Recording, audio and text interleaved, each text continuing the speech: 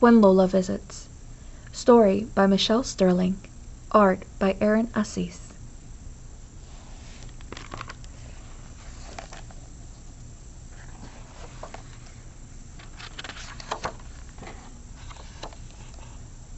How do I know summer is here? Summer smells like stone fruit ripening on the kitchen counter and jasmine on the bloom everywhere in the neighborhood. Like my baby brother finger painting out on the deck, and like trouble brewing on a day of absolutely nothing to do. It smells like mango jam simmering on the stove, the first thing my Lola makes after she flies in for her summer stay. It smells like the sampaguita soap she uses, a scent both familiar and far away.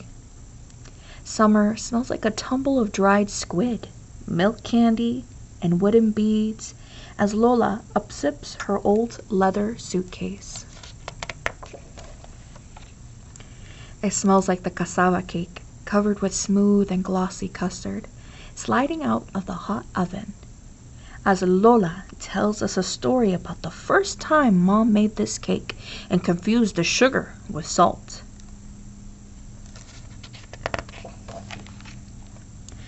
It smells like chlorine from a million swimming lessons at the pool, like blue silence when I'm finally able to float by myself for the first time ever.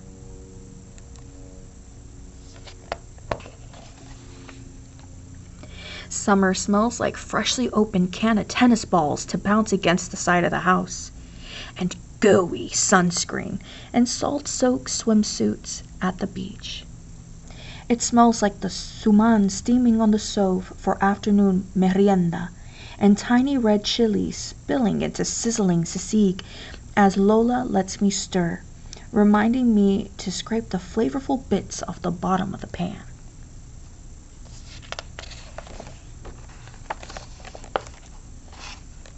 Summer smells like standing under crisscrosses of tree branches with an apron full of small golden limes. Like calamansi pie and fireworks on the 4th of July. It smells like rolling hundreds of lumpia and mixing together pinches of garlic and sharp vinegar. Like warm banana leaves being laid on the table for kamayan.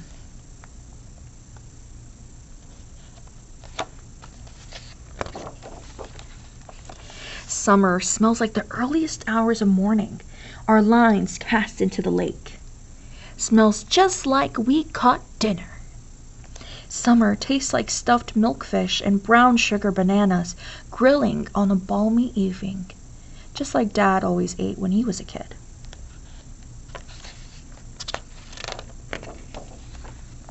It smells like an unexpected, warm, sticky summer rain. And getting drenched while saying goodbye to Lola at the airport. Our house is a little grayer without her soft, sweet singing in Tagalog and Ilocano, and the bitter melon tastes extra bitter in tonight's dinner, not like how Lola makes it at all. It feels like the chilly bits of evening blowing through the calamansi trees. Leaves are starting to pile up in the spot where Lola used to sit next to me. Summer smells like a letter to Lola, sealed in a mint-flavored envelope with bubblegum scented ink. Wishing that I had a bowl of her arroz caldo to settle my butterflying stomach. Summer feels like the last golden hour of the day, drifting into an indigo night. And it smells like melting cherry ice cream cones as we race our scooters around the block one last time. Until finally it smells like freshly sharpened pencils, a stiff new backpack, and the last sweet bits of summer, and Lola's mango jam.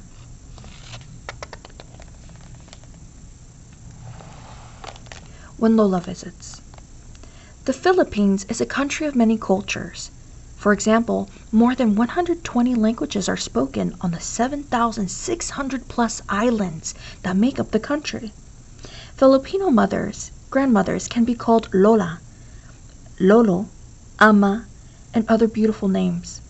What do you call the elders in your family?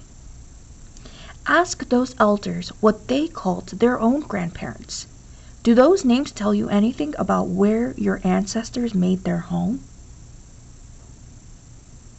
What makes Lola smell both familiar and far away? Think about a place you visit or someone special who visits you. Does that person or place have a scent that feels both familiar and far away? When Lola prepares merienda, the suman, rice and coconut milk steamed in banana leaves, produces a sweet smell. The sisig, pork, onion, citrus juice, and chili peppers, produces a spicy smell.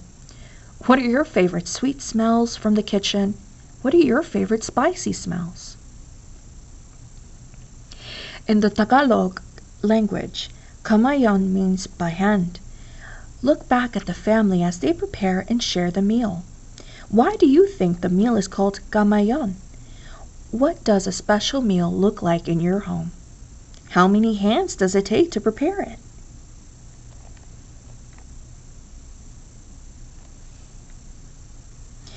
Dad likes to grill the milk fish and brown sugar bananas he used to eat when he was a kid.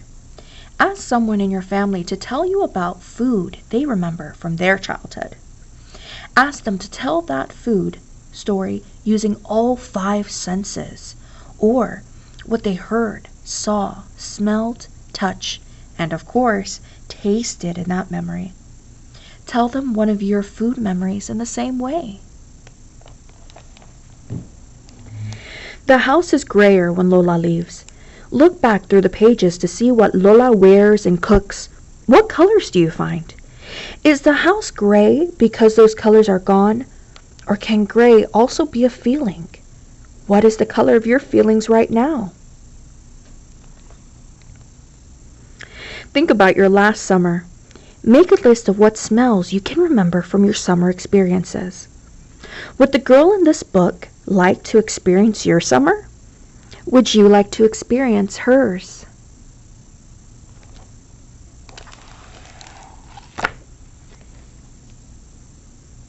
When Lola visits.